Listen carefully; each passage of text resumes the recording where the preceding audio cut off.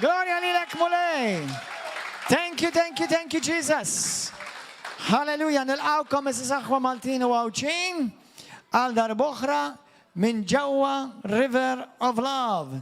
Nirringrazzja lil mulej għaliex dan il-Ministeru letteralment qed imiss u jitma' lil Malta għawdex. Apparti li bil-grazzja talla u verament bil-grazzja talla u kollu b'mertu ta' Sidna Ġesu, aħna wkoll bosta isegwu dan il-Ministeru. Saħan sitra min barra Malta pajjiż differenti, il-messaġġi li aħna waslu hawnhekk minn fuq il-pulptu kull nhar ta' Ħadd bl-Ingliż, letteralment jagħmluhom translation bil-lingwa tagħhom biex jaqsmuhom biex jixxerrewhom fi knies tagħhom. Amen. Kulħadd jitlob miegħi jaqbad il-Bibja f'idejh. Grazzi Ġesu. Kulħadd jaqbad il-Bibja f'idejh. U minn qalbek għid warajja. Missi Qadis. Grazzi tal-kelma qadisa tiegħek. Mulej iftaħ li għajnejja, rattab li qalbi, għatini revelazzjoni tal-kelma tiegħek mulej. Mulej għallimni, disciplinani, trenjani, mulej Ġesu. Spiritu Santu, Spiritu tal-verità, Spiritu tal-revelazzjoni, il-lejla les li biex nilqa l-kelma qadisa tiegħek. Fissem Ġesu niddikjara li jien għandi dak li l-Bibja tajt li jien għandi. Jien kapaċi għal dak li l-Bibja twedni li jien kapaċi għalih u jien dak li l-Bibja tajt li jien lesni għal-kelma tiegħek u għatu iktar ma raġa nkun istess iktar fissem Ġesu Kristu. Amen. Lejla illum ħanajt ħaġa pubblikament. Il-mara għastaf li Alla kellimni minna l-lum, mux għax ħatkun l-ewwel darba, imma ħsib li kelli fil-ħodu, meta qom dal-ħodu, il-mara tiegħi ma l-ewwel kif ġiet fuqi, u għajt li bdiet kellimni fuq il-linja, fuq il-line ma dak li ħatkellem fuqkom illum, ma'kom illum. U ovvjament dak il-ħin innotajt, isma l-mulej jikkonferma li il-mulej nitkellem fuq hekk. Il-messaġġ li l-lum ħan nitkellem fuq hija fuq il-ġustifikazzjoni u l-kundanna. Kulħadd jgħid warajja, jien fi Kristu Ġesu minix aktar ikkundannat.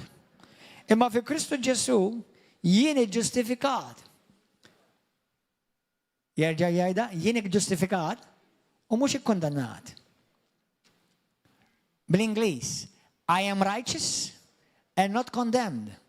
I am the righteousness of God in Christ in Jesus' name. Xi tfisser da kollu? Kemm minkom, avolja, number one, kemm minkom Kristjani li inti verament il-Kristu temmen fih bħala liben tal-ħajja holiday. Grazzi Ġesu. Kemm minkom li intom kuljum ħajtek tixtieq tgħix għall-Kristu. Amen, bil-grazzja tiegħu bis-saħħa tiegħu fih. Sewa, kemm minnkom tafu li bis-saħħa tiegħek inti ma tistax toġob il-Kristu holiday. Jiġifieri suppost waqaftu tippruvaw. Bis-saħħa tiegħek. Bis-saħħa tiegħek jiena u inti ma nistax noġbu lil Alla. Jiena u inti l-unika mod li nistgħu noġbu lil Alla għaliex isma' nisewx ħanajdlek għax Alla jarak fi Kristu.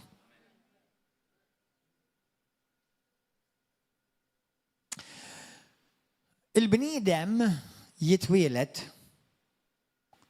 mal-ewwel sa qabel ma jiskopri l-Ġesu u anka wara li jiskopri l-Ġesu bosta Kristjani ikomplu jikkumbattu ma' din il-mentalità, imma il-bniedem huwa konxju li jiena dajjef, konxju li jien ma nistax nilħaq l-istandard Alla. U vera ma tistax tilħqu l-istandard Alla, tista' tagħmel li tagħmel, tista' tipprova żomm il-kmandamenti kollha mhux l-10 biss, is-614 il-wieħed. Ma tistax. U tinnota li iktar ma tipprova żomm kmandamenti u liġijiet u regoli, iktar issib lilek innifsek tereq. Isek bħal dawk li aħna Malta qatt ma rajnihom, ma naħsibx li jeżistu f'Malta, imma ġieli rajtu quicksands. Taf xi tfisser quicksand? Tkun roqa, ġeneralment tkun fid-deżert jew xi ġungla jew xi foresta. Li kif tirfes fuqha tidher normali bħal kollha, bħal l-art kollha, ma kif tirfes fuqha tibda tinżel. U jekk inti ma toqgħodx attent, iktar ma tipprova tinqala minn ġodin il-quicksand, iktar tinżel malaj. Jiena u inti qegħdin dak il-quicksand jekk Kristu ma jaqilakx minnha.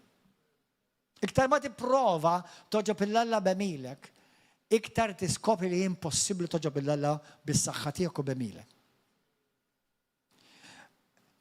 Darba xi ħadd għalli ma mhux li qala, infatti qalu bosta li ma jifhmux xi tfisser tkun iġġustifikat fi Kristu.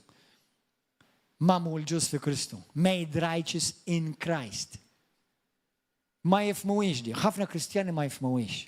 Għalhekk il-ħin kollu jikkundannaw dnub, tagħmel xek, tagħmel xek, tagħmel xek, tagħmel xek, tagħmel xek. U iktar ma nikbitkalkom tagħmel xek, tagħmel xek, tispiċċa lilek id nifsek, issiblek innifsek iktar tagħmilhom. Imma ħafna jew ħanid mhux ħafna hemm min jaħseb li għax inti tiskopri min int fi Kristu u min Kristu huwa fik, issa inti gburi. Fil-veru sens tal-kelma, ma tistax tkun gburi jekk tifhem min int fi Kristu. Ma tistax. Għax il-moment li tiskopri min int fi Kristu, qabel ma tiskopri min int li inti ġustifikat, imqaddes, ippurifikat, bla kundanna u d-dimalla minħabba x'għamel Kristu għalik fil-pożizzjoni tiegħek, fil-post tiegħek, mhux issir iktar gburi, issir iktar umli u tirrealizza Alla ħares ma kienx Ġesu. Għax ma nistax, bħalma tgħid l-Iskrittura, Efesin kapitlu 2 vers 9, ma nistax niftaħar b'emili. Ma nistax niftaħar kemm jien tajjeb. Ma nistax ngħid jiena ħammur il-ġenna x'jiena tajjeb. Jew jien ħammur il-ġenna x'tajt il-flus il-foqra. Jew jiena ħammur il-ġenna għax il-Knisja qatt ma nitlifgħu għaddejjem nagħti d-deċma tiegħi. Ma nistax jiena għax inti ma tistax tixtri l-ġenna għax number 1 tiġa mibjuha, tiġa sold out and bought by the blood.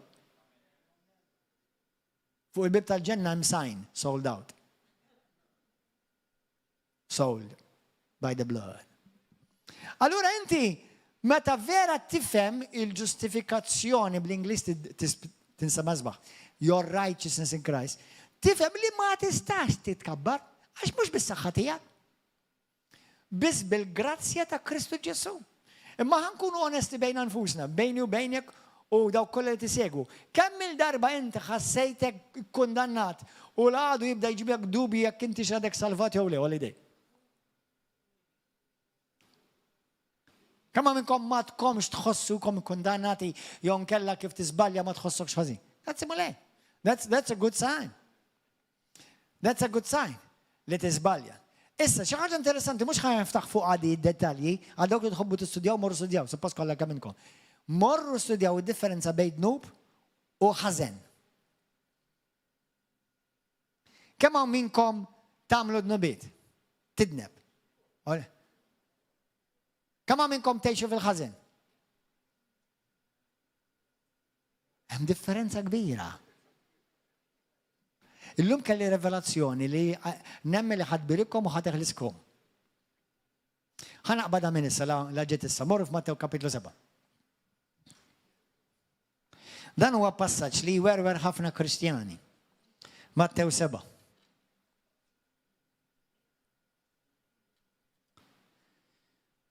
Halleluja.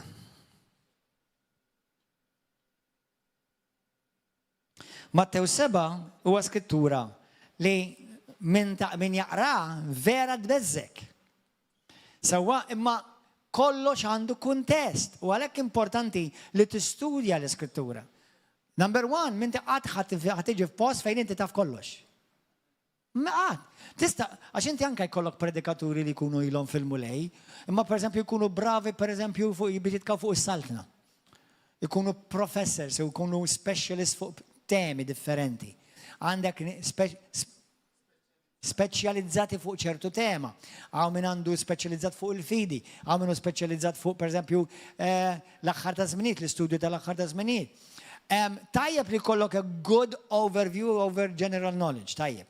Ma mbagħad għaw minn ikollu revelazzjoni f'messaġġ partikolari imma mbagħad fl-ieħor ikun brodu.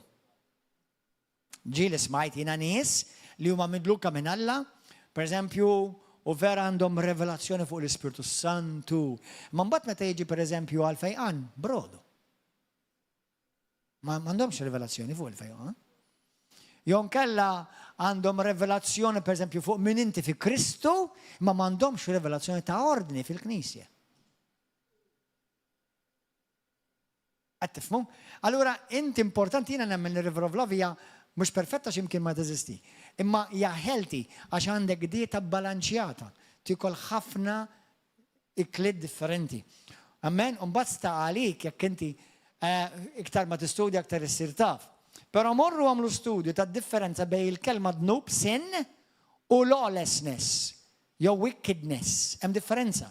Issa jekk inti tgħix jew tagħmel il-ħażen, hemmhekk qiegħed fil-periklu. Imma ħa norikom xi ħaġa, morru fiktib ta' Mattew 7. Min vers 21. 21. Mhux kull min jgħid li mulej jidħol fis-saltan ta' smejn vera, mhux inbilli tgħidlu li jkun mulej. Kulħadd kapaċi jgħidlu l-mulej, u Malta u ħafna jgħidu mulej. Jiġifieri mhix xi ħaġa għax hija xi ħaġa tal-fomm biss, imma nkomplu. Mhux ħalef taħ fuq għadi għax fiha ħafna laħam. Iżda min jagħmel ir-rieda ta' missieri li huwa fis-smewit, x'inhi r-rieda ta' missieru? Ħanara tiftakru x'il-Bibja sew, ħana minn taqra l-Bibja. X'inhi r-rieda tal-missier? Number 1, ir-rieda tal-missier hija li temmen f'dak li bat. Iftakar f'Mattew f'Ġwanni 6 qalulhom għalej, x'inhi l-opra li jgħidu nagħmlu biex naġbu lill-Missier? X'inhi l-opra? Għalhom li temnu f'dak li bat. F'temnu f'dak li bat. Sewwa, issa. X'inhi r-rieda tal-Missier? Mela, u li hu fis-mela, iżda min jagħmel rieda tal-missier li hu fis-smewid. F'dak il-jum ikun hemm ħafna li jgħiduli. Issa simgħuni, hawnhekk Ġesu qed jitkellem, dakinhar hawnhekk dakinhar. Ġesu f'dan kien jitkellem ma kienx jitkellem ma' Kristjani, Kristjani għadhom ma jeżistux. Sewwa, Ġesu kien ma bdewx. Kristjani bdew mill-Atti tal-Apostli, mhux Mattew. Kien jitkellem ma' Lut. Sewwa aħna niftakru li hemm regoli ta' interpretazzjoni tal-Bibja, min qed jitkellem lil min qed jindirizza, x'inhi t-tema u liema l-kuntest. Hemm 12 il-kunċett ta' interpretazzjoni tal-Bibja, ma dawn l-iktar 4 komuni u li suppost jipprattikawhom kull denominazzjoni differenti. Il-Kristjani kollha. Mela. Mulej, min mhux fismek ħabbarna aħna u fismek kaċċejna xjaten u fismek għamilna ħafna mirakli. Issa hawnhekk jgħid hawn min jgħid li dawn mela kienu Kristjani. Ħanħalluha fil-ġenb di. Ħanħalluha fil-ġenb bħalissa. Imbagħad jien ngħidilkom lilkom qatt ma kont nafkom warbu qudiemi intom li tiżbaljaw.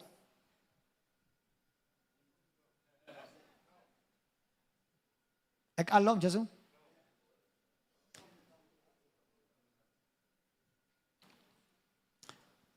Depart from me, you who make mistakes. Hekk qal Ġesu. Kieku jiena u inti kaput.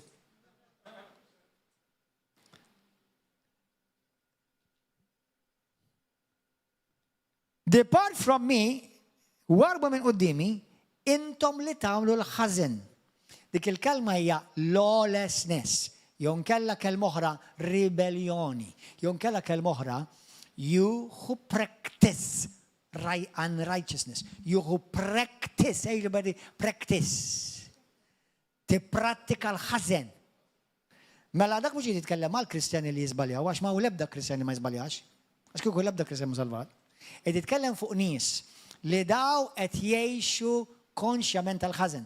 Illum kont nitkellem ma' waħda oħt mill-leaders u semmit li xi ħadd li huwa ivvalenat ħafna, povru. U jdur il-knejjes jivvalenan il-ministri povru. Dak mhuwiex qed jiżbalja, dak li qed jagħmlu bi skopu apposta. Anzi, jinstema' jgħid li mhux ħanieqaf nagħmlu. Dak mhux qed jiżbalja, dak qed jagħmel il-ħażen. Dak qed ipoġġi ruħu f'serjament periklu fuq ħajtu. Se jkompli jagħmel. Twaqfux, ħalleh jagħmlu. Amen. Mela min jgħix fil-ħażen, pratikament li jettament qed tiġħad il-Kristu. Qed tiġħad x'għamel Kristu għalik. Sewwa, halleluja. Mela hawn xi ħadd jgħix fil-ħażen hawn minnkom? Praise God. Mela da l-passaġġ mhux għalik. Amen. Inti għandek nies li jiġġustifikaw il-ħażin. Kemm minnkom meta inti tiżbalja tħossok ħażin fuqha? Iftaħ idejk. Mela żgur mhux qed jgħid għalik. Inti l-moment li tiżbalja tħossok ħażin. Daw jitkellem fuqha f'Timotju wkoll, daw ma nies li l-kuxjenza tagħhom moħħkom hawn tarxuha.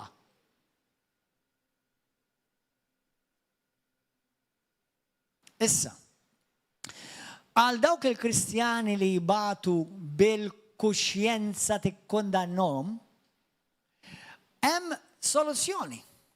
Number one, importanti li inti tkun taf xi tfisser x'għamel għalik Ġesu Kristu. Importanti jeżis aħwa. Meta Ġesu mar fuq is-salib, minn flok jiena u inti morna fuq is-salib. Ħallas għad-nubiet tiegħu tiegħek, dikha minn darba smajnija, imma la ħallas għalihom x'baqalna nħallsu aħna. Ju konna kattoliċi Romani kienu jgħidulha titmur il-purgatorju u tmut u tbagħti għad-nubiet venjali. Issa b'kull rispett il-purgatorju ma jissemma la fit-titlu, la fil-kelma u laqas fil-konċett, imkien fit-Testament Ġdid. U l-unika post jissemma fil-ktib ta' Makkabew mhux jgħidu l-purgatorju, sempliċement għal-Ġuda l-Makkabew li m'għandux laqas huwa fil-Bibja u parti mill-Apokrifa. Għamel is-sagrifiċċji għall-mejtin, imma dak mhux għax Alla qallu, anke l-Ġuda li ħor fit-Testament Ġdid ukoll għamel affarijiet li Alla ma qallux.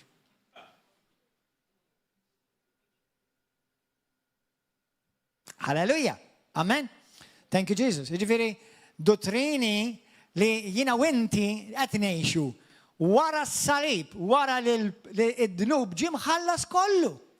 Amen. Halleluja. Morru fl-ewwel Pietru. Fl-ewwel Pietru. Kapitlu 3. Fl-ewwel Pietru kapitlu 3.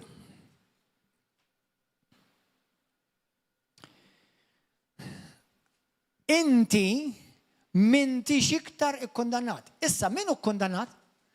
Min hu kkundannat? Daw kollha li jiġħdu l-Kristu mhux ħajkunu kkundannati, da tiġà ikkundannati. Il-kundannat Alla tiġaqda fuq rashom. Il-korla Alla tiġaq fuq rasek. U dawk li jaċċettaw il-Kristu mhux ħajkunu salvati, tiġà salvati, tiġà ġustifikati. Amen. Jekk inti tisma' dan il-messaġġ u għadek qed tiġri l-bot minn Alla u tipprova taħrablu, iqaf illum u għalli l-grazzja tal-Alla taqbdek. Ħalli l-Alla jirrikonċiljak, mhux inti, ħalli l-Alla jirrikonċiljak miegħu permezz ta' Kristu. Kull ma hija don, hija rigal, mhux xi ħaġa li inti tista' taħdem għaliha jew takkwista. Għalhekk aħna salvati bil-grazzja. Kliem li nisimgħu ta' spiss imma mhux ta' spiss ngħixuh bir-revelazzjoni. Għalhekk il-bniedem li għandu r-revelazzjoni tal-ġustifikazzjoni mhux jgħix fil-ħażin, jgħix grat. Jgħix grat. Amen, għax jaf li bil-saħħa tiegħu, bl-emil tiegħu u bl-opri tiegħu it-teatru Manwel imur, mhux il-ġenna bl-opri. Amen. L-ewwel Pietru 3, vers 18.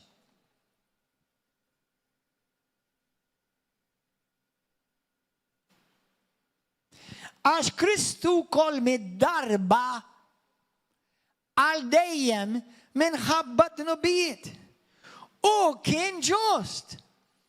Miet għall-inġusti, għalija għalik, aħna konna l-inġusti, u mannar Kristu aħna l-inġusti, biex jirressaqkom lejn Alla. U li kien ma kienx ħati, miet għal-minu ħati. U li ma kienx midneb, miet għal-midnbin. Biex jirressaqna lejn Alla. Kien mot il-mewt fil-ġisem, imma ħal-ħajja fl-ispiritu. Din jgħidula the great substitution. Ġili smajtuha sostituzzjoni li ġifieri Ġesu ħa postok. Xi tfisser Ġesu ħa postok? Xi tfisser li Ġesu ħa posti? Ġesu ġie kkundannat fuq is-salib bħalli kieku ħa dak li ħaqnin, mhux dak li ħaqnu. Imma ħadu hu. Meta miet Ġesu fuq is-salib, Alla qed jiġudgah. Min flok iġġudika lilek. Min flok ikkundanna lilek. U peress li ħadd dnub tiegħi u tiegħek sabu ħati ta' dnub li qatt ma kien għamel. biex li jsibni mingħajr dnub li jien kont għamilt imma m'għadniex ħati tiegħu għax ħallas għalih issa Ġesu. Dan huwa l-Vanġelu jekk intom tistudjaw sew. Dan hija r-revelazzjoni ta' Pawlu. Il-Vanġelu tal-ġustifikazzjoni. Pawlu mar idur l-Asja u l-Medju Orjent. Idur jippredika l-Vanġelu tal-ġustifikazzjoni.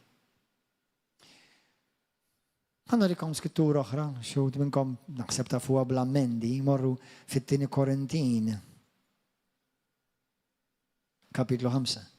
Ħanilkom aħwa, għaliex importanti li jina u inti ngħixu bir-revelazzjoni ta' x'għamel Ġesu għalija u bir-revelazzjoni ta' li jiena Alla li ma jaranix iktar ikkundannat, ma jaranix iktar midneb, ma jaranix iktar ħati.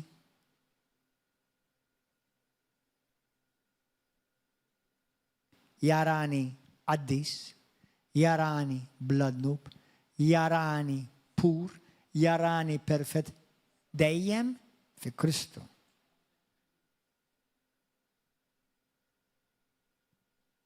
Inti kont taf li kieku m'għandekx il-Kristu talb tiegħek qatt ma jasal. Taf l-Iskrittura tgħidlek Alla ma jismax id-dnub id-talb tal-midinbin. Taf li l-Bibja tgħidlek Alla ma jismax it-talb tal-midneb. L-unika talba li jisma' Ġesu tal-midneb hija di. Ġesu salvani, all right. Għaliex? Għax kollox jiena u inti li nirċievu minn Alla huwa bwiert ta' mertu ta' Kristu. Ma nirċivuhx b'mertu tagħna.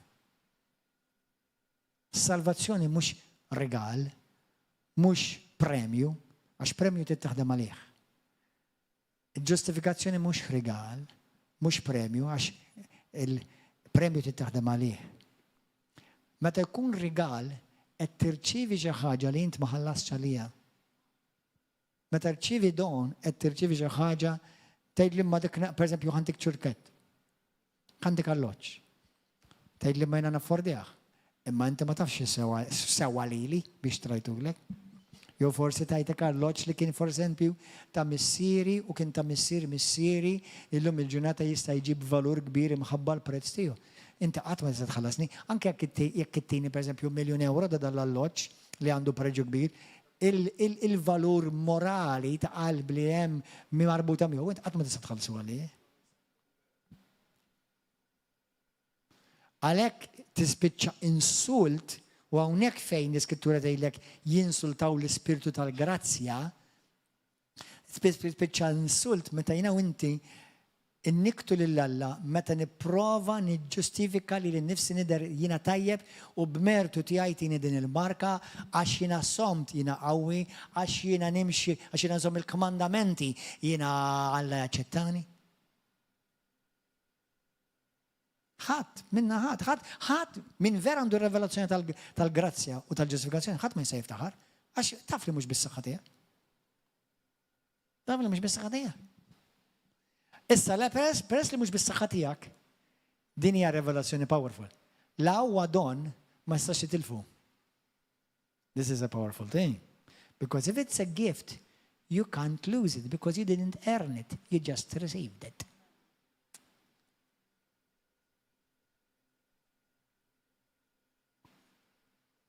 You can choose to reject it, which many do. ħafna jagħmlu, jiġħdu il-ġustifikazzjoni ta' Kristu. Jiġħdu id-don tal-grazzja. 2 Korintin 5, vers 21. Spiritu Santu għajni. Dak li ma kienx jaf x'inhu dnub. Alla għamlu dnub għalina. Di tant fija revelazzjoni dell-Iskrittura li taqsam il-Kristjanizmu, mhux il-Knisja rivela tal-Kristjanizmu. X'inti għandek nies fil-Kristjanizmu li m'għandhomx ir-revelazzjoni sħiħa ta' x'għamel Ġesu. Għax sew jgħidu vera li Ġesu huwa s-sagrifiċċju għadnu bit-tagħna vera. U vera li Ġesu ġar id-dnub tagħna vera. Però kien hemm iktar minn hekk. Ġesu mhux biss ħallas għadnu bit-tiegħi u tiegħek. Ġesu mhux biss bata għadnu bit-tiegħi u tiegħek. Ġesu sar id-dnub bit-tiegħi u tiegħek. Ġesu sar id-dnub. Kien hemm mument fej dak li Ġesu kien jobot mill-eternità passata għall-eternità dejjem. Dak li Ġesu kien xi darba Alla kien jobot, din hija too bombastic.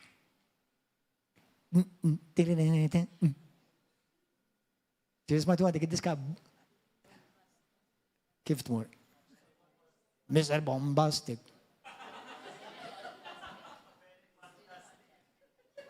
Glorious and fantastic.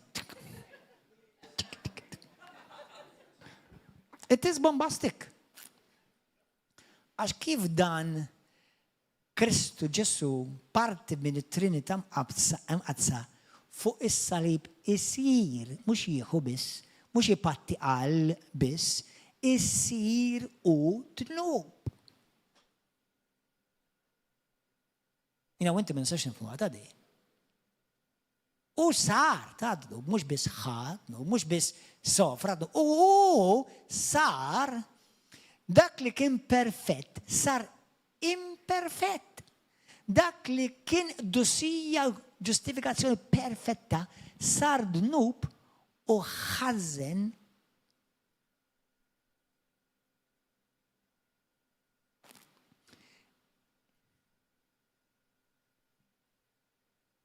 u ta' sar dak. Mhux ġas biss ħadu u saru. Għalhekk l-Iskrittura tgħidlek Ġesu dak il-ħin ħajjat fuq is-salib. Eli, Eli, lama sabaktani. Missir, mulej, għaliex tlaqtni. Inti tista' tgħidha dik. Inti bħala ibn Alla Kristjan tista' tgħidha dik. Ma tista' qatt tgħidha dik. Għax lilek qallek lilek jien ma nitilqek u ma nabbandunak qatt. Il-Kristu kellu jabbandunaħ għal moment. Għax Kristu Ġesu fuq is-salib sar dak li Alla kien minn l-eternità kien jobot. Issa din hija parti mir-revelazzjoni, il-parti l-oħra hija di. Jiena u inti mhux sirna biss maħfura, mhux sirna biss tajba jew għamilna biss tajba. Jiena u inti mhux biss neħħilna d-dnub. Jiena u inti mhux biss Alla ġustifikana. Jiena u inti Alla issa għamilna ġustifikazzjoni. Lilu għamlu d-dnub u l-inna għamilna ġustifikazzjoni. Dina lija irriċċarna boda għax it's too bombastic.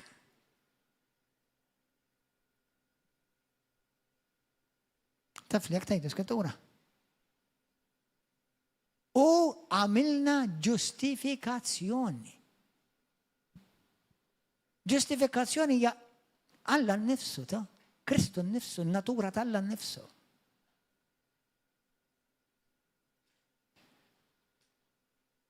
Jiena u inti, moment li twilid fil-ġdid vera,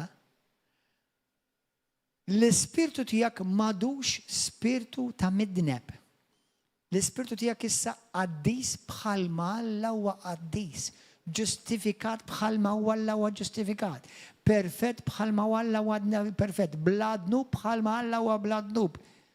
Pur fl-ispirtu bħalma Alla pur. L-unika parti minnek li għada dnub hija l-ġisem. Għalhekk għandek battalja. Il-ġisem. Dan il-ġisem biss. Mux l-ispirtu tijak, imma l-ġisem mux minn inti, il-ġisem fejtejx temporanjament.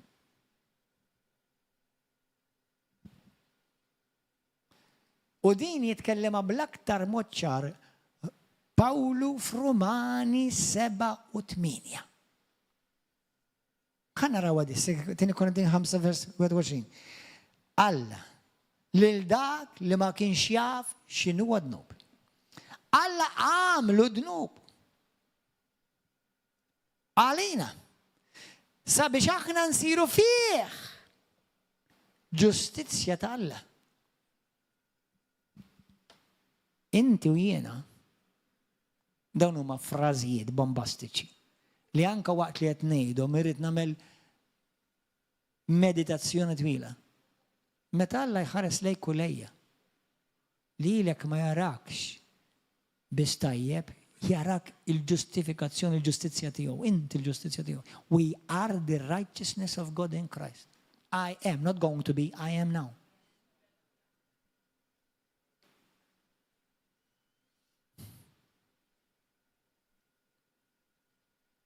Mhux ħansir ġust jien ġust. Mhux ħansir ġustifikazzjoni jien issa diġà ġustifikazzjoni. Għal dawk li ma tafux jitfisser ġustifikat, ġust, Alla biss huwa ġust. U Alla lil dawk li jagħmilhom bħalu, ġustifikazzjoni. Għal dawk li ma tafux jitfisser tkun iġġustifikat.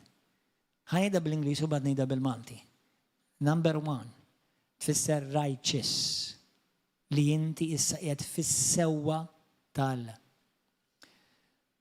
Without sense of shame, mingħajr kull sens ta' mistħija.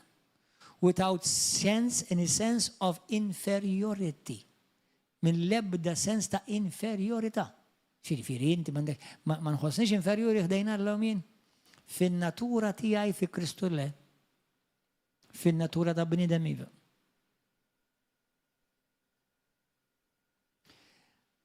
Without shame, without inferiority, without guilt.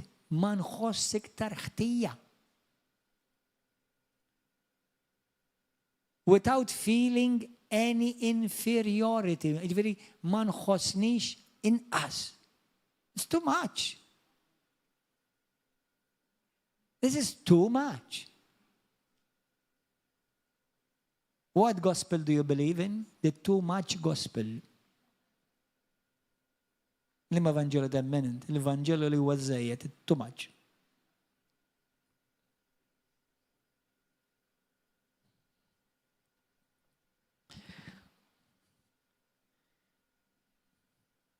Meta jiena u inti nifmu li jiena u inti ġusti, Alla lilek, għalhekk fil-mamudija u jekk għadek qatt ma tammid, obbdi lill-Alla u tammid.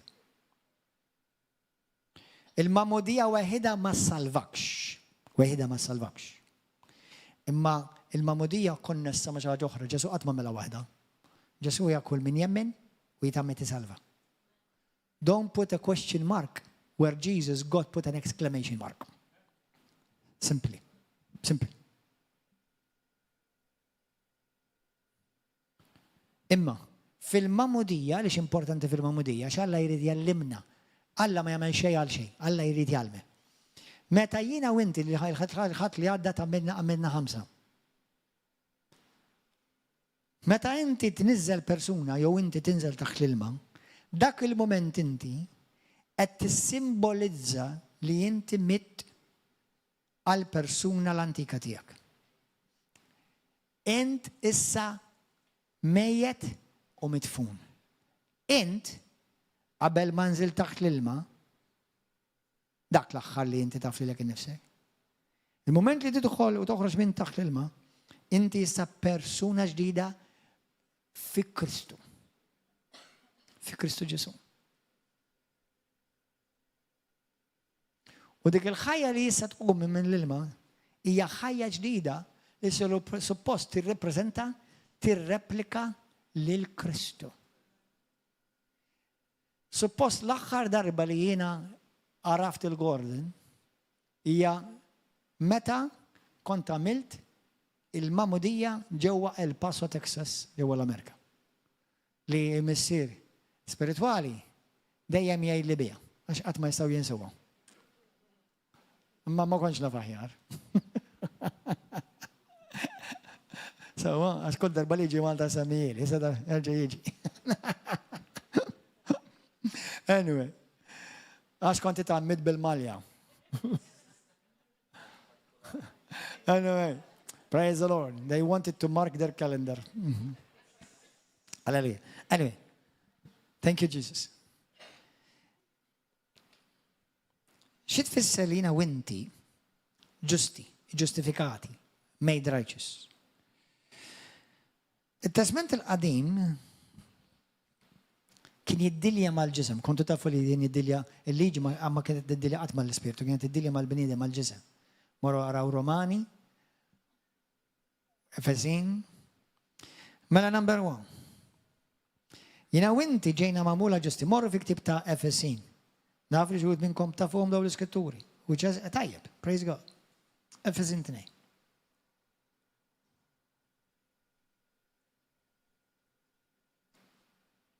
Vers 8.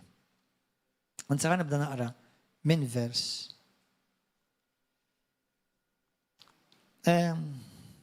vers 4. Alla għani fil-ħnina tiegħu bis-saħħa tal-imħabba kbira li ħabna meta aħna konna mejta minn ħabba fidnu bitna tagħna ħajja ġdida fi Kristu fimkien ma' Kristu. Mux aħna akkwistajna, aħna tajilna. Bi grazzja intom salvi, għajjimna miegħu u għedna fi smewit ma' Kristu Ġesu. Biex juri fi żminijiet li ġejjin, lana blaqis ma tistax kejjel ġifieri, ma tistax tkejjel il-grazzja tal-la. Tal-grazzja tiegħu bitjiba li wera magħna. Fi Kristu Ġesu. Intom salvi bil-grazzja. Jiġifieri Alla għamel xi ħaġa miegħek bħala don, bħala rigal, mhux b'mertu tiegħek, mhux bis-saħħa tiegħek, mhux għax inti akkwistajtu, mhux għax inti żammejt il-kmandamenti, mhux għax għamilt xejn, ma stajt tagħmel xejn. Int ma stajt tagħmel xejn. Xejn. Għaliex taħseb Ġesu meta qalulu lil mulej f'Mark desan ikun jew Luqa desan. Għalulu mulej, mela min jista' jsalva? Għallu għal-bniedem din hija impossibbli. Għal-bniedem din impossibbli. Imma l-Alla xejn ma possibbli. Għax Alla biss jista' jagħmilha possibbli s-salvazzjoni. Alla biss jista' jagħmlek ġust, ma tistax tagħmel lilek innifsek ġust.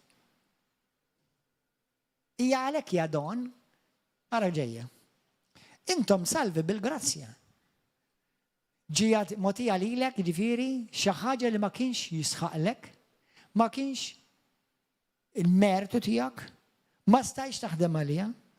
Dan permezz tal-fidi. U dan mhux bis-saħħa tagħkom. Tismgħu kemm ċara, mhux bis-saħħa tiegħek. Għalhekk jiena u inti li ngħixu bir-revelazzjoni ta' min jiena fi Kristu, ma nistax inkun konfidenti fija nnifsi, konfidenti biss fi Kristu.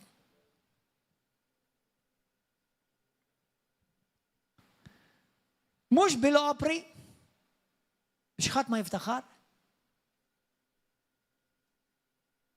Għal dawk li intom qed taraw da fuq il-televiżjoni, u nuk li tista' tagħti ġidek kollha lil foqra. Jekk ma tkunx imwieled mill-ġdid, ma ħajswilek laqqas penny.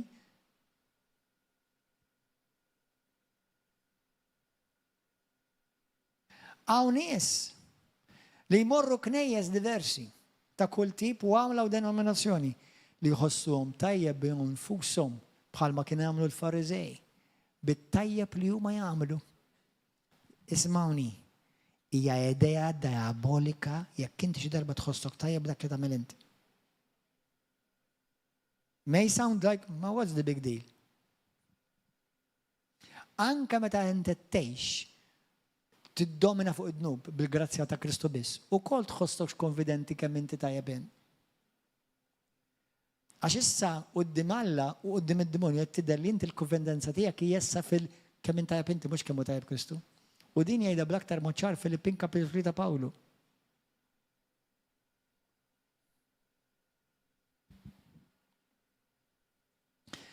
Dan mhux bis-saħħa tagħkom imma b'don tal-Alla. Mhux bl-opri, mhux bil-liġi, biex ħadd ma jiftaħar. ħadd ma jista' jiftaħar. Isimgħu morru fil-ktieb ta' Galatin 2. Vers 20, narawha kemm hi ċara di aħwa.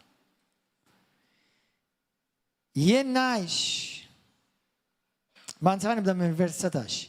Imma jien permezz tal-liġi mitt għal-liġi. Biex ngħix għal Alla. Issallabt ma' Kristu.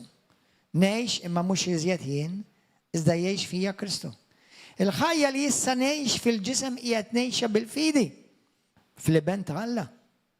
Li ħabbni u talilu nnifsu għalija. Minix inġib fix-xejn il-grazzja ta' Alla.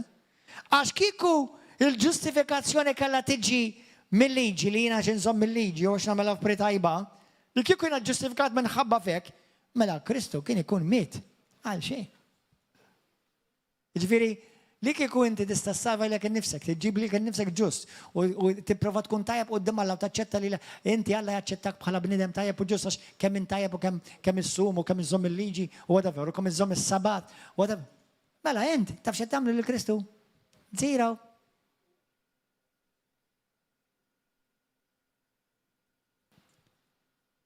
Apparti li jiena nemmen li llum is-sabat tiegħi huwa Kristu nnifsu. Jien dħalt fil-mistrieħ. Għandna Kristjani li jipprovaw iżommu s-sabat. M'intix qed ngħidlek li tagħmel dub, jekk inti tipprova żomm liġi biex b'xi mod tħossok iġġustifikat, mela l-ġustifikazzjoni ta' Kristu ma tiswilek xejn. Jekk trid iżomm il-liġi għax forsi trid iżomm ġurnata u għażilt li tkun bejn il-ġimgħa u s-sibt u tgħidilha sabat, imma biex inti tistrieħ, all right. Imma jekk tiksirha ħadd tħossok jagħmel dnub? Għax jekk tiksirha tħossok jagħmel dnub, mela inti taf x'qed tipprova qed tinduna li qed tipprova ġġib il-ġustifikazzjoni tiegħek permezz ta' żomm xi tip ta' liġi. Jiena s-sabat tiegħi jkun nhar ta' tnejn. U xorta waħda ħafna minnkom laqas ħallu s-sabat tiegħi fil-kwiet. ħanejlek di għax urġenti naf li il-ġurnata tal-mistrieħ tiegħek, imma ħanejlek xorta waħda. Biex imbagħad tkun xi ħaġa stupida u banali. U jkollok u tibda jkolli tini l-opportunità biex nibda nkabbar il-frott tal-paċenzja l-ewwel waħda.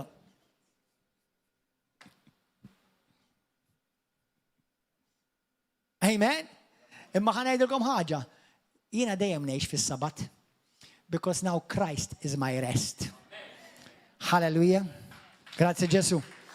Amen. Gloria lil Mulej. Mela, il-fatt li Alla li għamilni ġust tfisser li issa jiena l-effort tiegħi tal-ġisem tiegħi ma jiswew xejn. Meta jiena Alla ġustifikak li lilek, da mhux xi ħaġa li inti tipprova takkwistha jew tikber fiha. Inti sirt ġust, taf meta sir ġust? Mhux ħass sir ġust, sirt. Taf meta sir ġust? Il-ġurnata, dik is-sija, dik il-minuta li għaraft il-Ġesu bħala s-sit u s-salvatur tiegħek u twilet minn ġdid. Dak il-ħin sirt ġust. U 20 sena wara fi Kristu m'intix Aktar iktar ġust minn 20 sena ilu.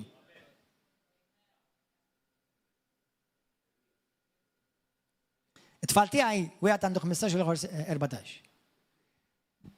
It-tnejn huma l-ebda wieħed minnhom huwa t-tifel tiegħi iktar illum minn 15 sena ilu. L-istess wirt kellu 15 sena ilu, l-istess wirt għandhom illum. L-istess DNA kellu 15 sena ilu, 15 sena wara għandhom illum. X'għandhom illum il-differenza? Bħala wirt, ġustifikazzjoni, pożizzjoni hija l-istess. Imma sa timmaturaw u qed jagħmlu frott hawnhekk ġejja sa skont il-pożizzjoni li wirtu.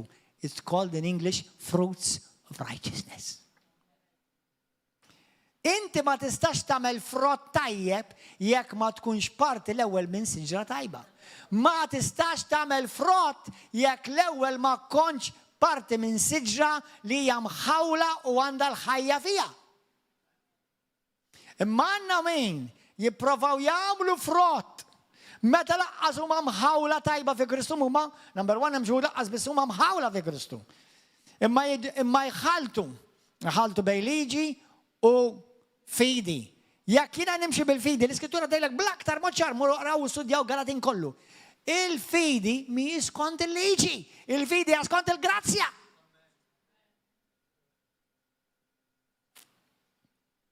Amen. Hallelujah. Thank you, Jesus.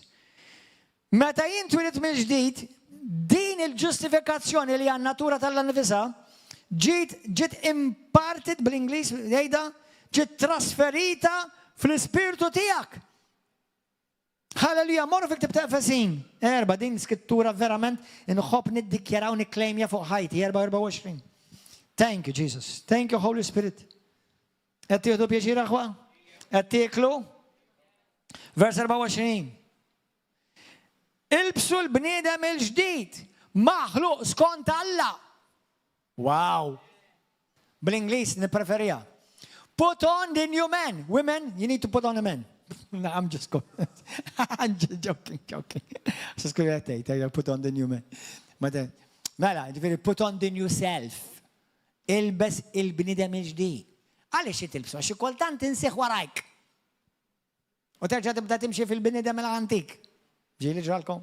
Ħana kemm għandi onesti hawnhekk. Issa xi kultant ħajlek xi ħaġa, ngħidilkom xi ħaġa. Hawnhekk fejn tidħol ir-revelazzjoni tal-ġustifikazzjoni. Xi kultant id-dawla żewliet tiegħi għalkemm jien għandi l-aqwa żewġ ulied fid-dinja, bravi, intelligenti, jħobbu l-Alla u jiċċellenġjawni teoloġikament kuljum, kontinwament, però xi kultant ma jġixxux tawliet. Xi kultant ma jġixxux tawliet. Waqfu jkunu ulied. Xorta baqa' ulied.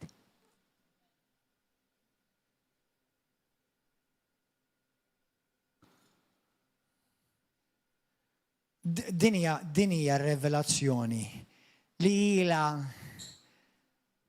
tberren fl-imħuħ ta' teologi kbar madwar id-dinja f'dawn l-2000 sena Kristjaneżmu fuqhom. Għaxaw min jgħidlek, inti tista' titlifa s-salvazzjoni, inti għandek sigurtà tas-salvazzjoni, jew tista' titlifa kif tiżbalja. Ma tistax titlif is-salvazzjoni għax iżbalja. Però tista' tpoġġi s-salvazzjoni tiegħek fil-periklu jekk tgħix fil-ħażen. Għax imbagħad m'hemmx indiema. M'hemmx indiema. Imma l-bniedem tal-la vera, mhux għax ma jiżbaljax, il-mument li jiżbalja ħossu ħażin u jindem immedjatament. Qed tifhmu. Mhux għax ma jiżbaljax. Tista' tiżbalja. Amen aħwa? Mhux għadajlek qod żbalja dan. Sewwa. Imma xi kultant tiżbalja. Xi kultant ikollok ċertu ħsibijiet, ikollok ċertu forsi frustrazzjonijiet u jkun hemm xi waħda jew wieħed jafasek il-bottuna u taqbislek iċ-ċinga. Mbagħad kif taqbislek iċ-ċinga tirrealizza li terġa' tpoġġi ċ-ċinga lura f'posta. Għax għandek l-Alla fik. Poġġi ċinga lura f'posta.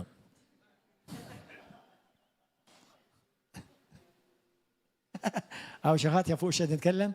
Ġieli smajtuh lill-Alla jgħidilkom dik il-kelma? Poġġi lura ċinga. Għax qabżitili. Ġejja poġġi apposta. Tifhmuha? Ara l-bniedem li ma jgħix fil-ġustifikazzjoni ta' Kristu. Xala bibi. L-arrabjajt, għax pallajt, għax jedajt, ma importanix jien, għax nara l-bubu. Sewa? Għadni ma nafx minnu l-bubu, imma xortu waħda. Imma l-bnidem talla ma jitkellimx hekk, l-bnidem talla jħossu mnikket, jħossu għażin, u jaf, sooner or later, you need to repent. And once you repent, morru fl-Iskrittura tal-ewwel Ġwanni kapitlu 1. Minu taftit qabel ma morru l-ewwel Ġwanni, ħaspiċċa dal-ħsieb għax għandi 1100 ħsieb. Vers 24. Mela ilbsu l-bniedem il-ġdid Maħluq skont Alla. Put on the new man which is created in the likeness of God. What? Like who? Exactly. In righteousness and in holiness of truth. Inti maħluq fi Kristu ġust u għaddis. Fi dusija u fil-ġustifikazzjoni. Vera. Inti taf li waqt li d-nepritka ngħidem ma kif jista' jkun daqshekk tajjeb dal-Vanġel. Ma nistax nifhem dal-Vanġel tal-bleħ.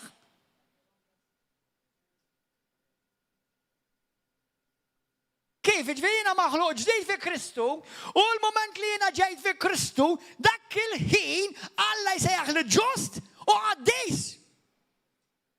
Ma tantx qed inħossni għaddis pastor, ma għandu x'jaqsam xejn mal-ħass u laqas mal-gass, da għandu x'jaqsam ma' xejn Alla.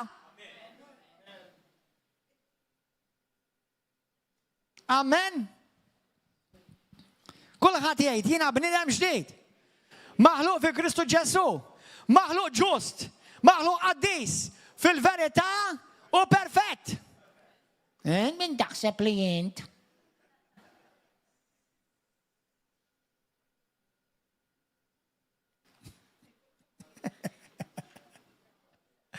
U bħal ma nħobb ngħid, m'għadniex naħseb, konvint.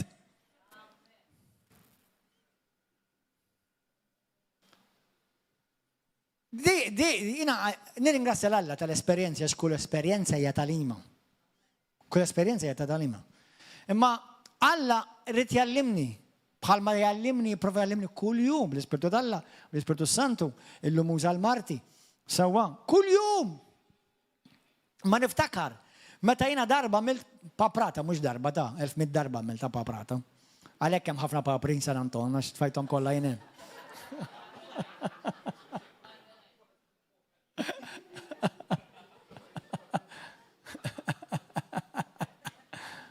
Mbagħad jiġi seħebna Raymond u jiġri warajhom. Insomma, u niftakar għamilt paprata u din l-istorja ta' fuqha kollox, kemm darbettilkom imma forsi il-kuntest ġara qabel ma tafux, imma darbettilkom għal dak li jiftakar. Dajn għamilt paprata bħal ma nagħmel ta' spiss, sewwa. Halleluja, għamel paprata pro. Halleluja. U bdejt nħossni ħażin, u hekk għandu jkollu, għandu jħossok ħażin. U jekk tħossu ħażin, grazzi mulej, nħossni ħażin. Għax dali għamilt mhux tajjeb quddiem għajnejk, u jien ma rridux. Le, infatti parti minna tridu, ma parti minna ma tridux. L-Ispirtu tiegħi ma jridux, imma ġisma jridu. Dan huwa kapitlu 7. Live streaming right now. Dan huwa kapitlu 7 ta' Romani. Sewwa, u għamilt paprata u jiena qed insawwat li nnifsi, qed nitlob u qed nitlob lill-Alla għax insejt xtejt l-ewwel Korintin kapitlu 15 vers 34 Umu awake to righteousness. Umu għaraf minn int fi Kristu. U waqt li qed insawwat li nnifsi qed nitlob xi ħadd jibda jwerzaq fuq wara u tibda tinħeles mix-xitan. Ġiletilkom din l-istorja.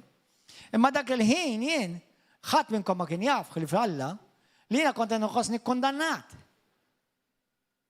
Kont inħossni ħażin. Kif għandu jkun, kull min huwa Alla jekk tiżbalja tħossok ħażin. U niftakar dak il-ħin stess nisma' li x-xitan ifesfis li f'udnejja. Tgħid mhux ħadd mur teħles għajn, tgħid mhux ħadd mur tkaċċiwla x-xitanin. Mela ma tafx għamilt. U niftakar fuq in-naħa l-oħra ta' widnejja, imma kienet ċara u ovvja għalija dak il-ħin. It was a big lesson for the rest of my life. Kienet lezzjoni għal ħajti kollha. Li minn naħa waħda nisma' li x-xitan qed jgħid li tgħid mhux ħadd mur daħħal Żewland, bħal speċija ipokritu ma tafx għamil. U minn naħa l-oħra l-mulej qed jgħid li ibni ftakar fid-dem għaddix tiegħi. Ftakar fid-dem. Li jiena ġustifikajtek ħfirtlek, ma narakx midneb, ma narakx żbaljaj. Għax inti ndint wara kollox. U nqum minn hemm once li nisma' l-vuċi tal-mulej li għax bl-Ingliż smajta, jista' jkun kien bl-Amerikan ukoll. Imma qalli magnify the blood because it's the blood that makes us righteous. Għax huwa d-dem li għamilna ġusti. U qalli magnify the blood. U dak il-ħin kif qalli magnify the blood I got xelet il-bozza. Ping! That's it. U qomt, u mur naqbad din it-tifla, Badna minn rasa u nħares lejha għajni f'għajnej. Għajnej m'għajnej. U nikmanda dak id-demonju li kienet jimmanifesta ġewwa fiha biex joħroġ. Għamilna minuta b'kollox waqgħet mal-art u bdiet tinħeles mix-xitan. Ma waqt li jiena nikmanda dak id-demonju minn ġiex joħroġ minnha, twersa u tajjat kif ħares lejha, wersa dwajtek. U waqgħet u nħelset. Wara ġiet u għalt li pastor isma' ħanejdlek, għalt li skużani ta' għalt li ġralek u għajjat dak li għalt li ma ħanejdlek għaliex. Għalli ovvjament ma kienx hi. Għalt li imma dak il-ħin meta inti ġejtu batli minn rasi u kmandaj dak id-demonju joħroġ minni, dak il-ħin mhux inti tader għalt li Kristu tader. Għalt li b'għajnejja Kristu rajt mhux lilek. Din hija r-realtà aħwata tad-dinja spiritwali. Jina u inti, id-demonju meta inti fi Kristu ma jarax lilek, ta' jara il-Kristu. U inti li għadek titlob pastor jitlob għalija, stop it. Ftakkar minn inti fi Kristu. L-istess awtorità li għandi jiena hija l-istess awtorità li għandek inti fi Kristu. Mhux qed ngħidlek awtorità ekklesjastika rigward xejdula il-livelli ta' awtorità ta' ġerarkija, qed ngħidlek l-awtorità fi Kristu. Il-awtorità fi Kristu Ġesu ma taħx il-pastor ġew l-apostoli lil kull min jemmen.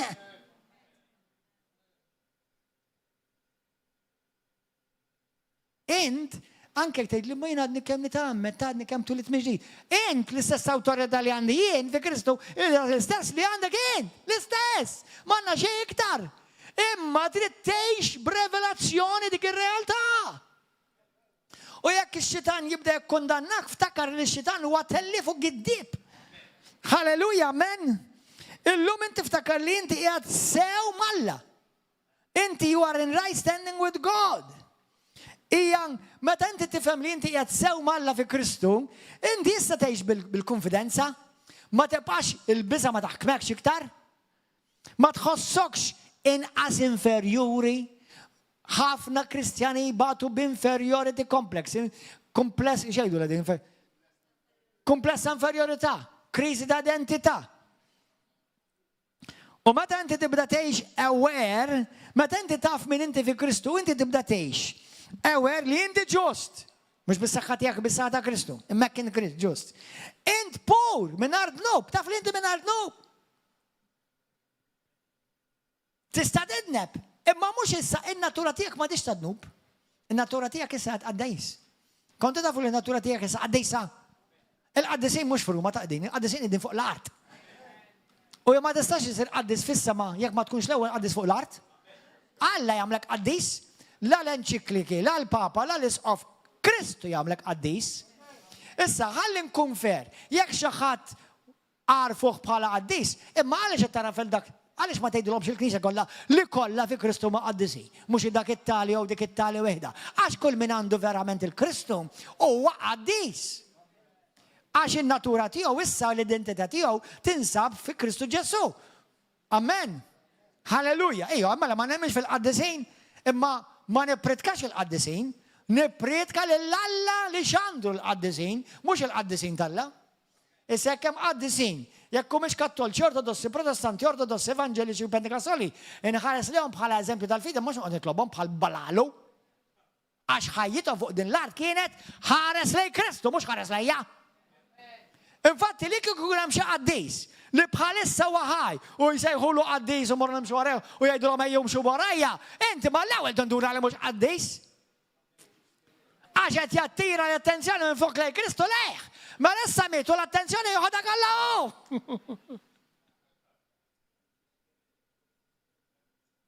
U noqogħdu nbusu l-irjus tal-iskanetri.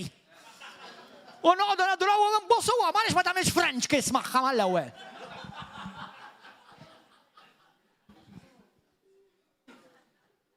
Might as well diġà qed pervers dak li qed tagħmel, kompli għall-perverżjoni. Ħalli ssir ovvja għal dak li ma jarawx, ara dak li jaraw mal-ewwel xammewk.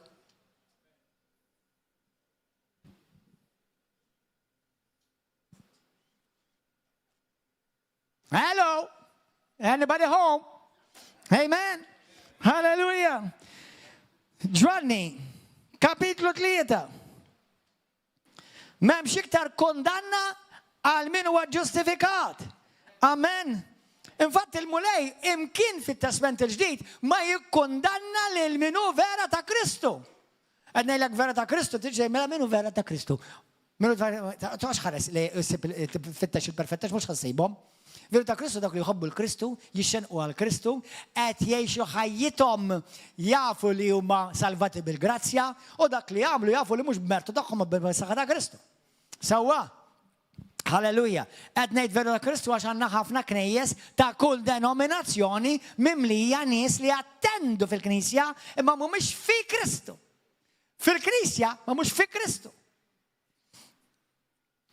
Tifmu differenza? Amen. Halleluja.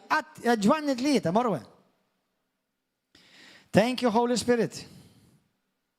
Ġwanni 3. Vers 18.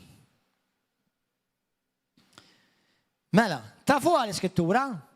Ġwanni 3:16, popolare issa, suppost kun tafa. Għax Alla jekk ħabb id-dinja li kull min jemmen l-Italja li ibnu l-waħdini, biex kull min jemmen fih ma jintilifx, iżda jkollu l-ħada dejjem.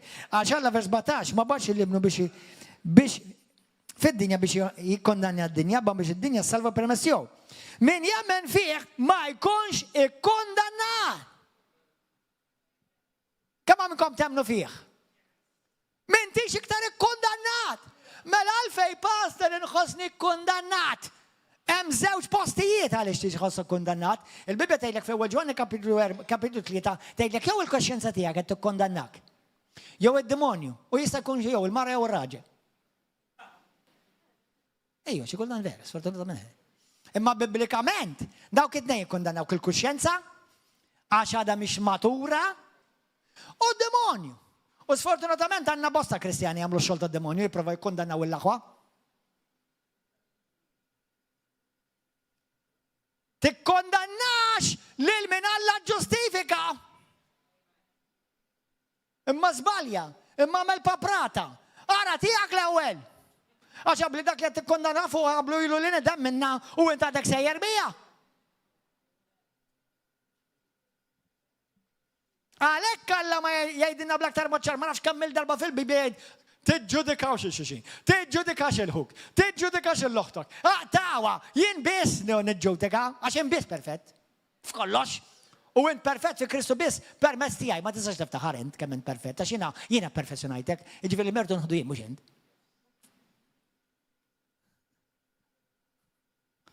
Jekk jiena t-tfal tiegħi jiġu jiftaħru kemm għandhom ħwejjeġ u kemm jiklu tajjeb u x'dar għandhom kemm sabiħa, ma jistax jgħidu wara kemm aħna bravi. Le, kollox irċivuh bħala wirt. Qed tifhmu? Li jistgħu jagħmlu jgħixu grati. Thank you, mommy, thank you, daddy. Amen. That's it. Hallelujah. Vers 18, min jemmen fih ma jkunx ikkundannat. Iżda min ma jemminx huwa diġà ikkundannat. Għax m'hemmx fl-isem tal-iben il-waħdini ta' Alla. Amen. Morru f'Romani kapitlu 8. Romani 8. Anzi ħammur fl-aħħar ta' Romani kapitlu 7 ftit.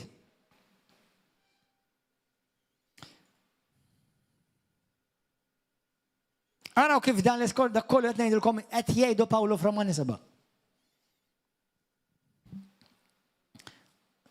Dan huwa dan fih xtomot, ħafna fih xtomot. Ħana dan vers 19. Issa, hawn min jgħid li Romani 7 qed jitkellem fuq Pawlu qabel ma skopra l-Kristu.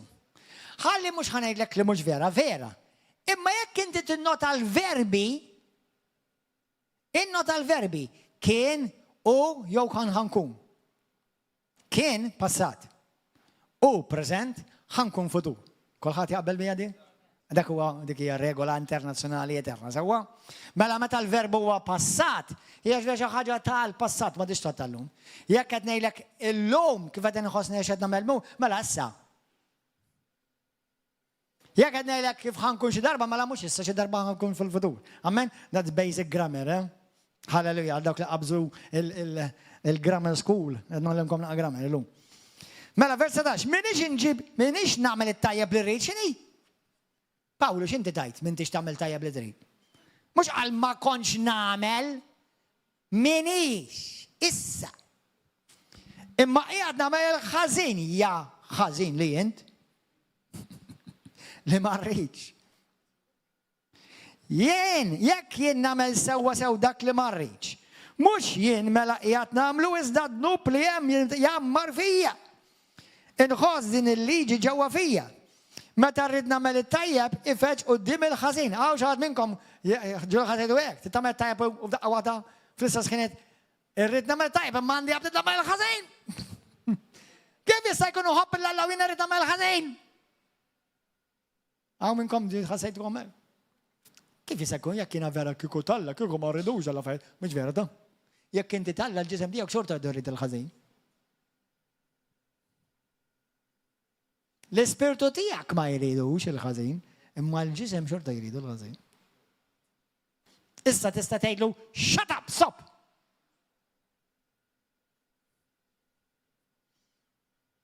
Għaliex taħseb li inti tkun iddixxiplinat? Għax mhux ħadd tiġik awtomatika, inti trid tipprattika self-control. Imma xi kultant, you're out of control. But you don't justify it, you repent from it. Ma tiġġustifikajiex il-ħażin imma tindem minnu. Ma taħġ issawwaq lilek innifsek u tiftakar fid-dem ta' Kristu li jiena salvat bil-grazzja. Amen. Skont il-bniem ta' ġewwa toġobni l-liġi Talla, hekk qed ngħid jien. Iżda imma nilmaħ fil-membri ta' ġismi liġi oħra titqabad kontra l-liġi ta' moħħi u tjassarni taħt il-liġi ta' dnub li hemm ġo ġismi. Mhux kien hemm. Hemm.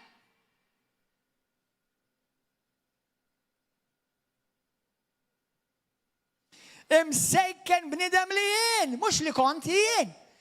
Min sejjaħ lisni minn dan il-ġisem, mhux minn dan l-ispirtu, minn dan il-ġisem tal-mewt.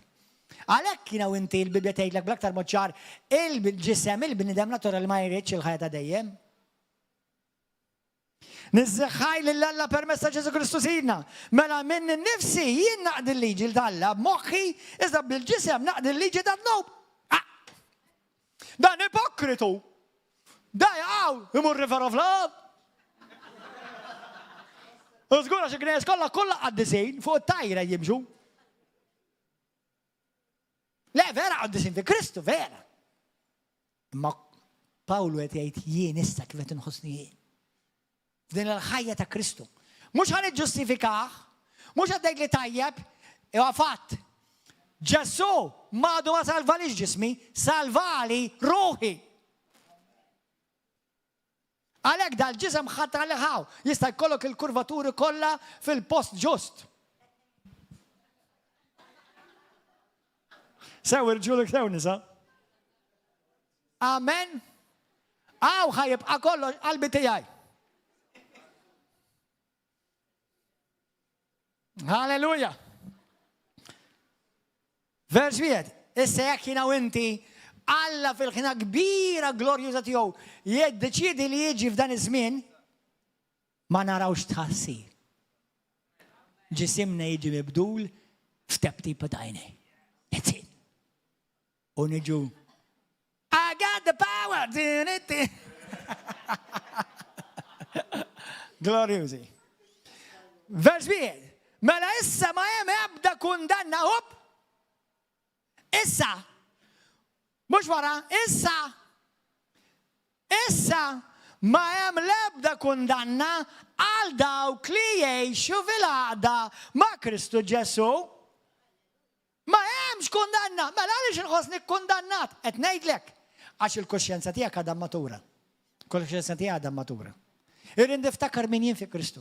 Irrid niftakar x'għamel Ġesu Kristu għalli. Allura nista' nibda qisu ma ġara xejn, prova. Jekk inti ta' Kristu Ġesu vera. Għara nexxilek xidna jgħuz ma ġarej. Ma ġara xejn, skużani, ma kien nitkellem bit-tongues.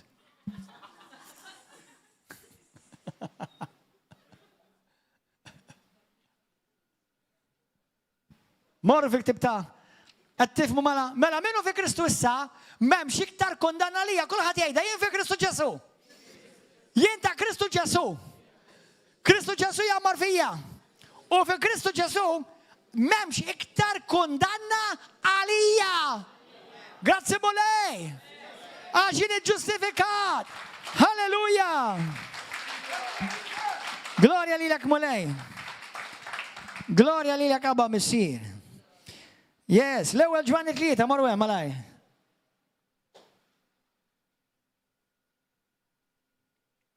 Għalhekk jiena u inti għax l-Iskrittura tgħidlek kien nixtieq li għandi si oħra. Imma għalhekk l-Iskrittura tgħidlek il-liġi iġġib kondanna. Mela meta jiena u inti nikkondanna lili nnifsi, jew nikkondanna lil ħuti, mhux qed ngħidlek kollox kull ma jagħmlu tajjeb ngħidlu jekk jagħmlu ġoġa ħażin ngħidulhom bravi. Le, ma mhux nikkondannhom għax il-kundanna tfisser tgħidulhom is-sentenza. Sewwa? Imma ma tistax tikkondanna lil min Kristu ġustifika. Number 1 bħal ma jgħid il-Bibja, inti ma tafx il-qalb tal-bniedem.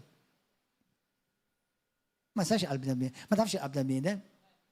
Per eżempju, tajjeb li neħdu droga, żgur li le. Alla ħaj ġustifika li inti tieħu droga, żgur li le. Imma inti taf li dak it-tifel li qed jieħu droga ġie abbużat minn sejjuh. U rrajpjaħ! Inti l-kol ma tara għax ħad droga. Imma ma tafx il-feriti u l-weġġat li hemm ġo qalbu u inti kondannajtu u għamilt ix-xogħol tad-demonju.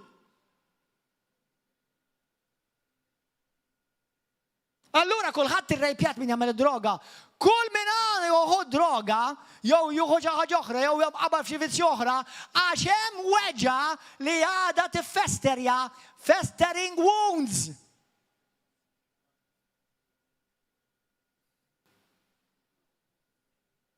That would be another preach. Le, l-ħażin ma jġustifikat għal ħażin ieħor, imma lekk mnalla li għallera l-qalb. Amen? Thank you, Jesus. L-ewwel Ġwanni 3. Min vers 19.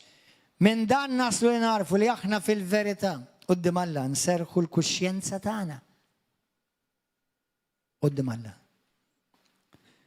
Jekk il-kuxjenza ċanfarna, Alla huwa aqwa mill-kuxjenza tagħna.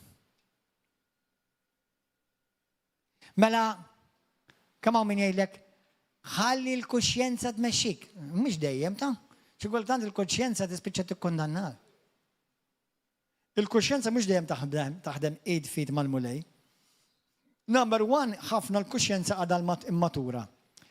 Alla, jekk inti l-kuxjenza tikkondannak u inti taf li inti fi Kristu, mela taf li mhux ġej minn Alla. Imma Alla huwa ikbar mill-kuxjenza tagħna, għax hu jaf kollox.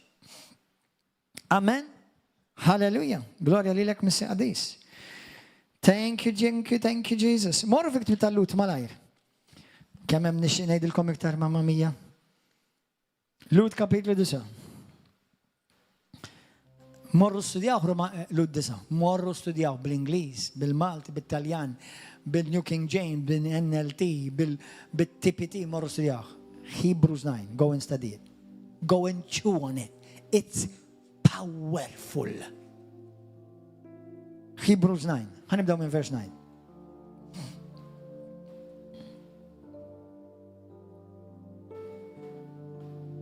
Lut 8. Lut 9, skużawni. Vers 9. Din hija tixbiħa għal dan iż-żmien. Skont din it-tixbiħa l-għotjiet u s-sagrifiċċji li wieħed joffri ma jistgħux jagħmlu perfetta. Mela s-sagrifiċċji skont il-liġi ma setawx jagħmlu perfetta il-kuxjenza tagħna. Ta' min qiegħed ikun qed joffri l-kult. Smajta dik? Huma għandhom biss x'jaqsmu ma' ikel, xorb u ħafna ċerimonji ta' ħassil li ġietu bla għal xejn.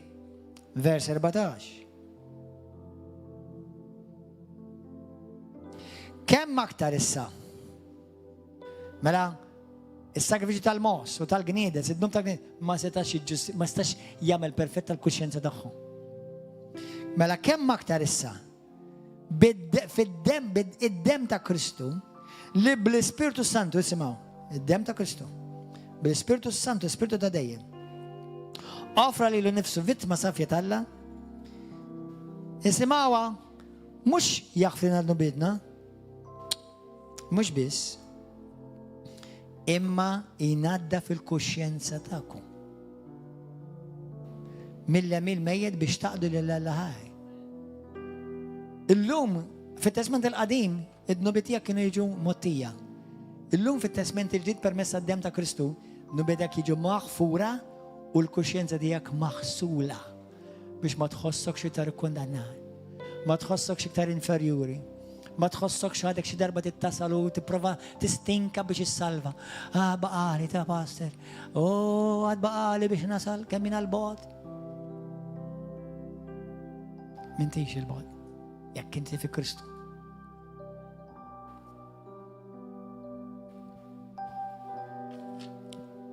Gloria lilek mela qadis. Kapitlu 10. Vers 22. Holy Spirit, thank you, Lord. Naħseb il-mulej tkellem biżejjed il-lejla ġvera. Ħanaqralkom minn vers 19 u ħanispiċċa b'daw. Anzi baqa l-iskrittura oħra waħda biss wara di. La darba vers 19. For no extra charge, okay? La darba aħwa kollox free, da kollox bonus. La darba aħwa għanna l-fiduċa li nidħlu fis-santwarju bis-sakka tad-dem ta' Kristu, ta' Ġesu. Billi naddu mit-triq ġdida u ħajja li hu fetħilna l-ġewwa mill-velu li hu l-ġisem tiegħu stess. U la darba għanna dan il-qassis il-kbir il-mqijad fuq il-familja talla ejjew nersqu b'qalb sinċira u b'fidi sħiħa. Ismawha biqlubna mnatfa minn kuxjenza ħażina u l-ġisem tagħna maħsul bil-masafi. X'namlu? Nżommu sħiħ fl-istqarrija qawwija tat-tama tagħna għax ta' kelmtu u dak li għamlilna l-weda. L-ewwel Ġwanni wieħed. Skrittura tafuha kollha kemm minnkom. L-ewwel Ġwanni, kapitlu 1, vers 9. Żbaljajt, dniebt, dejqek, niktitek, il-ħażin, id-dnub li għamilt żbal. Alla ma ma qatax kondanna x'għad baqalek iċ-ċans. Alla ma jikkundannakx. Iktar u iktar bħala ibnu Alla ma jikkundax l-olidu. Jiena niddixxiplinhom il-olidu iva, ma mhux nikkundannhom. U hekk tgħid l-Iskrittura. Alla jiddixxiplina l-olidu, ma mhux jikkundannhom. La, għax lilek ma jarakx iktar waħdek jarak fi Kristu. Jekk jikkundannak Alla, Alla l-missier ma jteżwelidu lejn Ġesu Kristu jgħidlu dak li għamilt mhux biżżejjed. Għallu qed ngħid, mhux għan-nies tad-dinja. L-ewwel Ġwanni kapitlu 1 vers 9. Jekk nistqarru d-nobietna għal-Kristjan da mhux għad-dinja, għax id-dinja tista' tisqarr nobietom kollha. U xorta jintilfu. Mela għal-Kristjan li żbalja li d-dineb, stqardnu bek li l-mulej u tagħmel taġid skont Ġakbu kapitlu 5 wkoll minn vers 14 sa 16 li inti jekk żbaljat maħuk, mur stqardnu bek maħuk jew oħtok. U skuża ruħek. Aħna jekk nistqarru d-dumietna, u fidil, kulħadd jgħid u fidil. Mhux jien. U fidil. Mhux jien. U ġust. Hekk li jaħfrilna d-dumietna u jnaddafna minn kull ħażen. Bl-Ingliż isbaħ. If you confess your sins, He is faithful and He is just to forgive you all your sins and to cleanse you from all unrighteousness.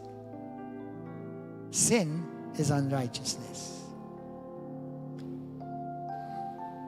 meta dnibt inti taf x'għamilt? L-ewwel Korintin kapitlu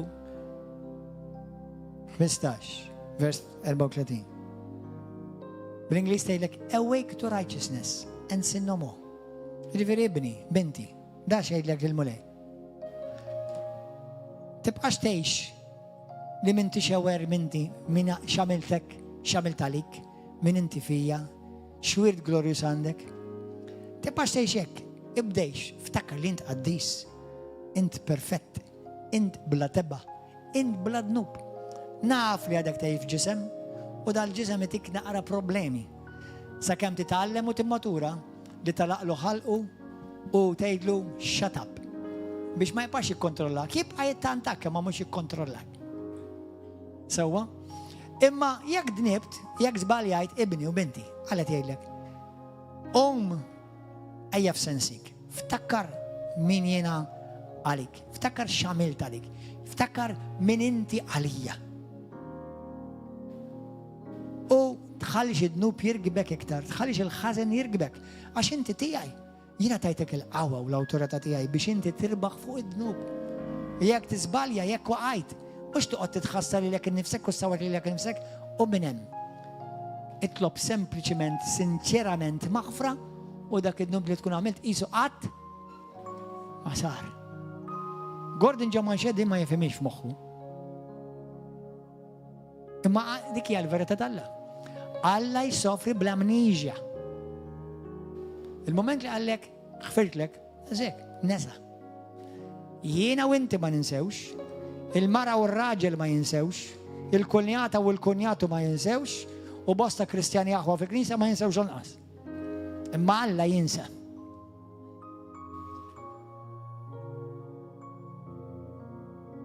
Għalhekk jiena u inti rridu nagħmlu we have to produce fruits of righteousness. Mela jekk jiena lilek ħanajnek qed tiżbalja u ngħidlek oh brother, ftakar min int fi Kristu.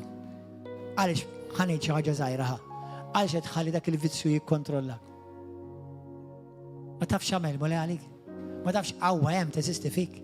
Għaliex qed tħalli dik id-droga tikkontrollak, dik il-biċċa ħaxixa, dak il-biċċa sigaret, dak il-biċċa fliexkun għalfejn tħalli jikkontrollak. Ma tafx qawwa kbira teżisti fik. Mela minn hemm. Ejja f'sensik u ftakar li jiena lilek ġustifikajtek, għaddistek u purifikajtek. Halleluja. Halleluja. Thank you, Lord. Kulħadd iqum bil-wifqa. Għajd it-talba wara minn qalbek, kulħadd ipoġġitek fuq qalbek u għalidek li mulej u wara jgħid dal-kliem. Mulej qadis, grazzi li salvajtni. Bil-grazzja tiegħek. Mhux mertu tiegħi mulej ma bil-grazzja tiegħek jien salvat. Ma nistax niftaħar mulej. Għaliex naf li jien ma kienx jistħoqli mulej. Qatt ma stajt noġbok b'emili. Jew bl-opri tiegħi mulej. Imma int batt il-libnek Ġesu missier biex jieħu l-post tiegħi. Iġorr id-dnub tiegħi. Ibati sentenza li kien jistħoq lili jħallas u biex permess tiegħu illum jiena niġi maħfur, salvat, iġġustifikat, imqaddes, bla tebba fi Kristu Ġesu. Millum iddikjara li jien iben għal-ħaj. Jien għandi natura ġdida fi Kristu Ġesu. Jiena mqaddes fl-Ispirtu tiegħi. L-Ispirtu ta' Alla jammar fija. Alla jħares lejja l-missier bħala ibnu, bħala bintu. Mux bħala bintneb, mux bħala l-sir, imma ibnu bintu Aziza. Mulej għaddis il-lum, in-qom fuq tijaj, u niftakar li jien salvat, jien ġustifikat, jien mqaddes mulej bid-dem ta' Kristu Ġesu, u li jammar fija huwa Kristu. U għalek, biqlubija u konfidenza niddikjara, ikbaru dak li jen fija minn dak li jen fid-dinja. Insikket il-fom tal-kundanna. Insikket il-fom li jiprova kundannani u jġibni nħosni ħażin mulej. Illum jiena ngħix bil-fidi u mhux bil-ħass u sensazzjoni, imma ngħix bil-fidi fuq kliem li int iddikjarajt fuq ħajti mulej. Għalkemm jien ngħix f'dan il-ġisem dajjef, imma bħal dik il-ġarra tal-fuħħar, dak li inti poġġejt fija huwa glorjus, huwa qawwi, huwa majestus. L-Ispirtu Talla l-ħaj ħa over l-Ispirtu tiegħi. U llum jien fi Kristu ħaġa waħda miegħek mulej. Mhux tnejn, ħaġa waħda. Għalhekk niddikjara jiena t-tempju tal-Ispirtu Santu. L-Ispirtu Talla jammar fija. Mulej għaddis jiena mhux qed nipprova nakkwista l-ġustifikazzjoni, jiena llum ġust. Meta jien nisbalja mulej, imma bil-grazzja tiegħek ħa nisbalja ħafna inqas u inqas u inqas. Ma jekk nisbalja, mulej naf li hemm id-dem ta' Kristu jaħsilni. Naf li hemm int lest biex terġa' tannaqni miegħek. Naf li inti hemm lest mhux biex tikkondannani, imma biex tiġġustifikani u tirrestawrani lura fil-pożizzjoni qaddisa ġusta ta' ġustifikazzjoni li jien ġejt moti bħala wirt fi Kristu Sidi.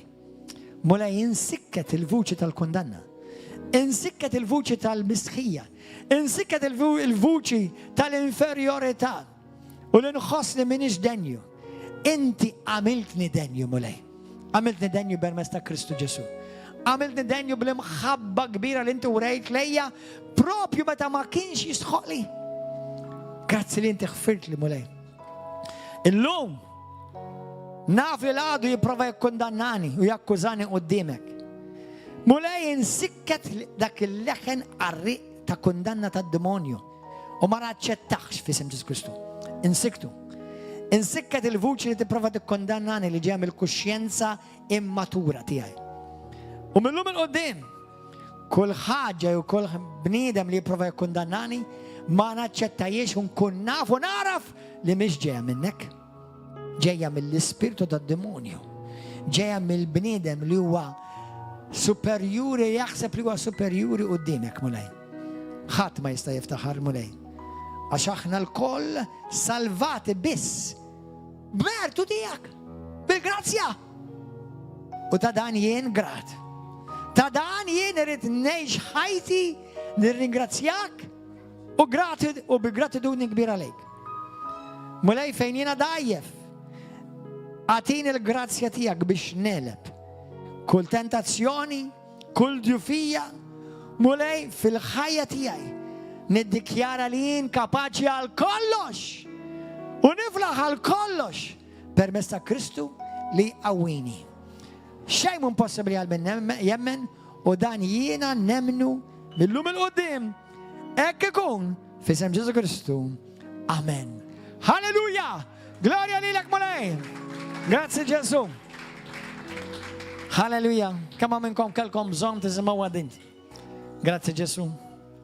Tikkondanna xilek nifsek? Tħalli l-ħadd u xejn jikkondannak? L-iktar jekk tisbalja x'imkien? Indamma l-ewwel. Xi ħaġa li darba l-mulej qalli. Hija di, meta darba fl-ispirtu tiegħi ħassejt bħal speċi qisu kemm għandhom ngħidlek sorry. Kemm għandhom ngħidlek sorry. Ġieli ħassejtu għadi, kemm għandhom ngħidlek sorry mulej. Ġbaj, naħseb xabbajtek u qallajtek. Dak li mli aħna nużaw ta' mhux Alla jżaħ, Alla ma jżax dak li.